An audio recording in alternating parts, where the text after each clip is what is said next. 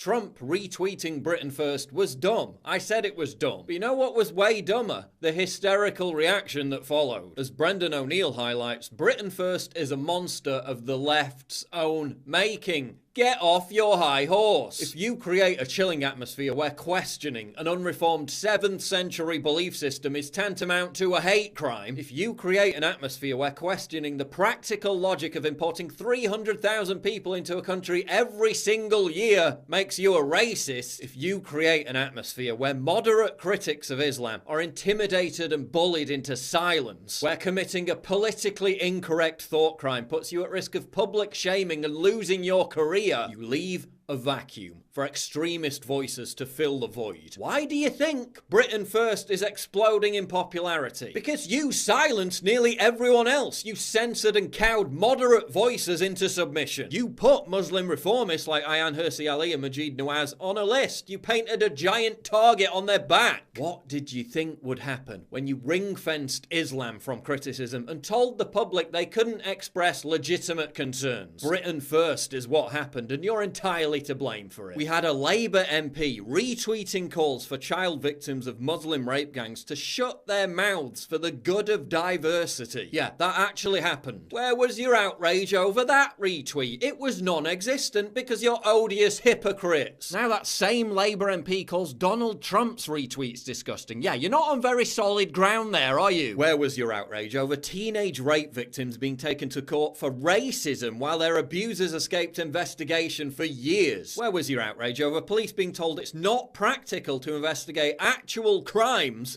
while they have plenty of time to investigate offensive tweets? Where was your outrage about actual ISIS jihadists being allowed to re-enter the UK? Where was your outrage over ISIS jihadists being given taxpayer-funded houses and therapy? Better watch those offensive Facebook posts. Oh, but if you're an actual terrorist, come on in. Sadiq Khan's outraged. Is he outraged over soaring violent crime levels in London? Is he outraged about acid attacks and stabbings becoming commonplace? Is he outraged about the 30,000 Islamist extremists currently roaming the UK? No, he's outraged over Trump's dumb retweets. We've had 3 terror attacks in London this year alone, and what is he giving speeches about? London needing a range of toilets to reflect gender diversity. If only Sadiq Khan was as outraged about the crime and terror that plagues the streets of London as he is non-gender diverse toilets or Donald Trump's friggin' retweets. And then there's Theresa May. The EU is trying to sabotage the democratic mandate she was entrusted with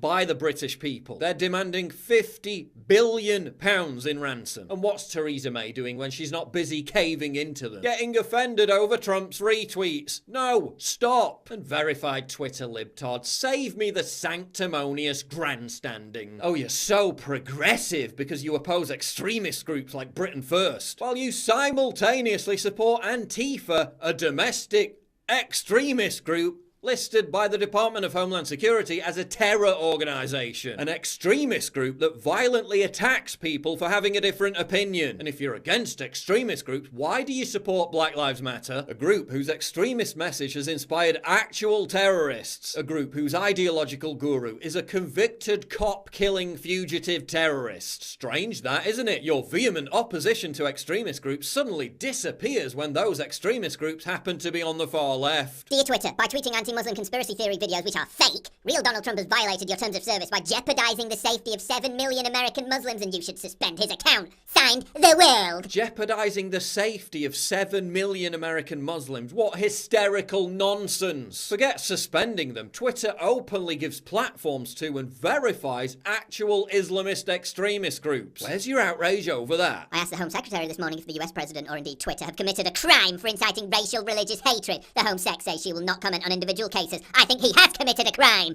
Give me a break. The leader of your party called Hamas and Hezbollah his friends. The Labour Party is full of actual anti-Semites. Your colleague tells child rape victims to shut up for the good of diversity. Oh yeah, and Islam? Still not a race. Delete your account. Newsflash. Trump retweeting 5-year-old videos didn't kill anybody. Nobody got hurt. 411 people got hurt in the UK this year alone as a result of Islamic terror attacks. 34 of those people are dead. And yet, what are you all infinitely more angry about? Trump's frigging retweets. Get some damn perspective. And if you actually want to oppose extremism, stop amplifying Britain first by silencing everyone else.